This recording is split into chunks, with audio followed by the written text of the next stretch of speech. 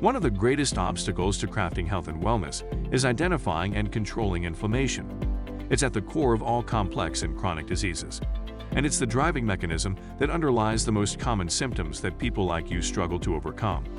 Join us as we explore cutting-edge science and research to give you the information and tools you need to create the quality of life you want and deserve. And now, here is the host of Inflammation Nation, Dr. Stephen Noseworthy. Well, all of the discussions we've been having up to this point are to give necessary information, practical information, but also to lead us into a discussion about controlling inflammation in an effort to improve weight loss or this whole body recomposition process. And I said in our last discussion that if you have some kind of a systemic inflammatory problem, that will predictably do two things. And that is, number one, increase the rate at which you lay down body fat from excess calories. And number two, it will decrease your ability to break down that body fat and burn it for fuel. So in essence, inflamed people tend to carry around more body fat relative to their activity level, their muscle mass, their gender, their age, their caloric intake, than somebody who might have all those same things but is not inflamed. And this is, again, one of the reasons why we see failed weight loss efforts where people are eating enough calories to lose weight and they're doing enough physical activity and exercise to lose weight, but it doesn't really happen. There's some kind of a metabolic obstacle. I did mention in another discussion or episode that insulin control is one of the key things. And this is one of the reasons why we want to minimize our carbohydrate intake, is to make sure that we're controlling our insulin levels. Now, insulin by itself it's a pro-inflammatory compound. So the more insulin we have, if we are in a hyperinsulinemic state, we tend to be more inflamed anyways. And high insulin tends to be associated with metabolic dysfunction, which is the mechanism by which somebody becomes a type 2 diabetic. And that is, if nothing else, at a cellular level, a pervasive inflammatory condition.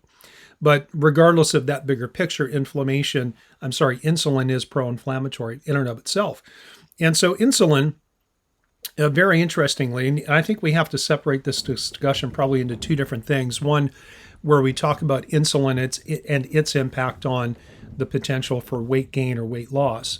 And then have a separate discussion on inflammation from the perspective of, well, if I'm inflamed, how do I know and where do I look to try to fix the problem? Because there are many different triggers for inflammation, and all of these inflammatory triggers tend to converge in one place, and we can talk about that in a different discussion. So let's get back to this concept of insulin. It's very interesting that when you look at the current research on metabolic health and carbohydrate intake and insulin control, we kind of have to switch the conversation just a little bit and talk about fat cells, or what in the medical terminology are called adipocytes. Adipose cells, or adipose tissue, basically is fat tissue. And for many, many years, I would say up until the last couple of decades, fat cells were considered to be passive energy storage compartments. And that they were really nothing else, that if you carried excess body fat, that you were just simply holding on to excess energy in case you needed it at some point in the future. And fat cells were not considered to be metabolically active in any way other than just holding on to energy. Well, now we know that that simply isn't true. We know that fat cells, adipocytes, can themselves get inflamed, and they can produce hormones and inflammatory chemicals that then cause metabolic disruption in other areas. So we now know that these fat cells, these adipocytes, can be metabolically active. And insulin and inflammation is one of those things that can drive them into this metabolic state where not only are they just holding on to energy stores in the form of stored fat or stored triglycerides, that they can potentially start churning out inflammation and hormones that then change your metabolic state in other areas. In addition to that, and again, this is probably a topic for a different section, maybe a different series, is that fat cells are very good at storing things like environmental chemicals. And in fact, if you've ever worked with a doctor who said, hey, let's do a urinary toxin test, and they have you pee in a cup and they measure your urine, unless they're doing some kind of a provoking strategy where you're taking something to encourage things to come out of storage, chances are all you're seeing is you're seeing what's actually in circulation, and you're not necessarily getting a full assessment of what your whole body burden is. Now, it doesn't mean that the information you're getting is useless, but it does beg the question, if you do a P test for some kind of a toxin and it comes back relatively normal or maybe mildly elevated in some areas, the question then is, well, do you have more hidden in storage that we simply can't see? Because what we see and observe in some cases, when some people lose weight and their fat cells break down and release their contents, they release these environmental compounds that then drive inflammatory responses. And some people will start to lose weight, start feeling good.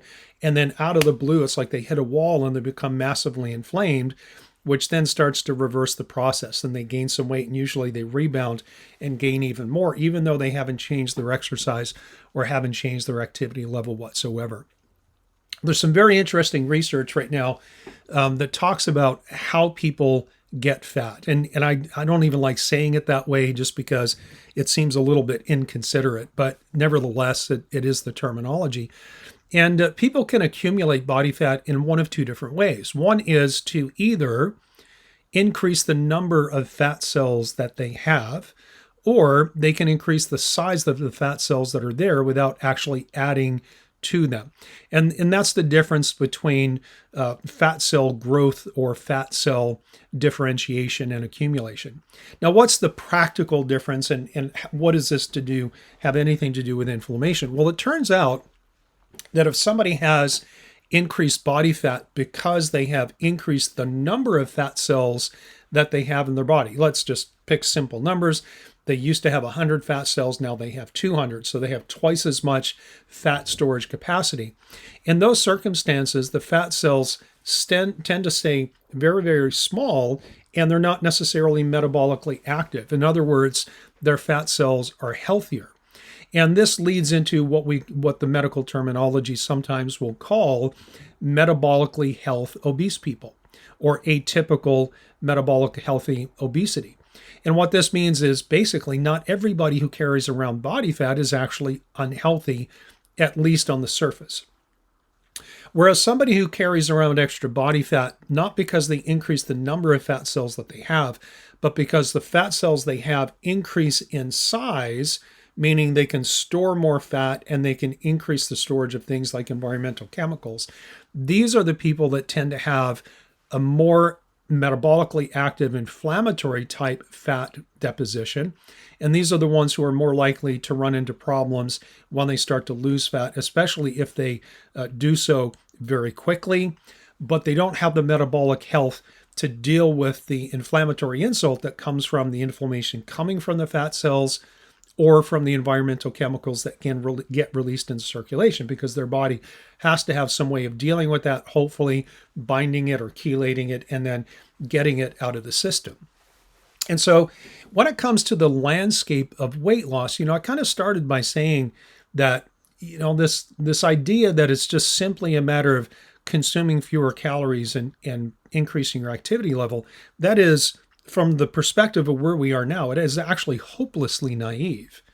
Unfortunately, it's still perhaps the most pervasive thought. And I hope that if you have, fallen into that mindset, that some of the things that we're talking about is convincing you that there is more to the story. And if you're eating less and working out more and things are not working, then, there's nothing wrong with you per se. You're not broken. You're not atypical in that sense. There's just some inflammatory obstacles that you need to identify and need to start to overcome. And then, so let's talk just very briefly before we end this particular discussion and episode about the impact of insulin, because I did mention that insulin itself is an inflammatory compound, but insulin enhances fat deposition. It also decreases lipolytic potential, which is your ability to break down body fat. But high insulin levels is one of those things that will actually convert healthier small cells into cells that enlarge and expand and become metabolically active. And so one of the more dangerous combinations in terms of gaining weight and doing so in a very unhealthy way, and then complicating your ability to reverse that and end up with a normal or a healthier body composition, is if you are someone who is inflamed with higher insulin levels. Now, how do you know that? Well, the easiest thing to do is just to check your or test your fasting insulin levels. And this is one of those areas where you really have to completely disregard what the laboratory says is the normal reference range, because most labs report the upper limit of normal for insulin, for fasting insulin, as either 20 or 25. It just depends on the region where you are and the numbers that the lab you're looking at uses. In an ideal world, fasting insulin levels should be down 6 or below. 4 to 6, I think. 3 to 6 would be ideal. That would be optimal. But in many cases, our first goal is to get somebody with an elevated fasting insulin from where they are to single digits. If we can get them to 10, down to 9, then we can worry about being more diligent and optimizing and going from 9 to 7 to 6 or whatever the case is. And that's a test that's easy to do. Hopefully you can convince your medical doctor or your functional medicine practitioner or whoever's doing your labs to do it for you. And if not, there are organizations, third-party companies that are out there here in the States at least, where you can basically go order your own lab test. And so that wouldn't be too difficult to do. Just to make sure if you're doing that, you're doing an overnight fast, drink plenty of water, but don't eat food for at least 12 hours, perhaps even 14 to 16. And that way you're going to get a good idea of what your fasting insulin levels are. Remember, single digits at the very least, and ideally 6 or below would be optimal. Now, maybe your fasting insulin is okay. Maybe that's not the problem, but maybe you're inflamed. Are there tests for inflammation? Yeah, that's a topic for a different discussion, because conventional wisdom says that if your C-reactive protein and your ESR or your SED rate are normal, then you're not inflamed. Well, I tend to disagree. We'll talk about that in a different episode. Thank you so much for listening to the Inflammation Nation. If you found this episode valuable, please rate, review, and subscribe to our podcast. Be the first to know when a new episode drops so that you can stay on top of your game. It also helps others like you find the answers they need. And why not head over to my main website, drnoseworthy.com, that's drnoseworthy.com, to explore my personalized functional medicine coaching programs, submit a question to the podcast, maybe take a quiz, or even reach out to me using the contact form that you can find there. We'll see you next time.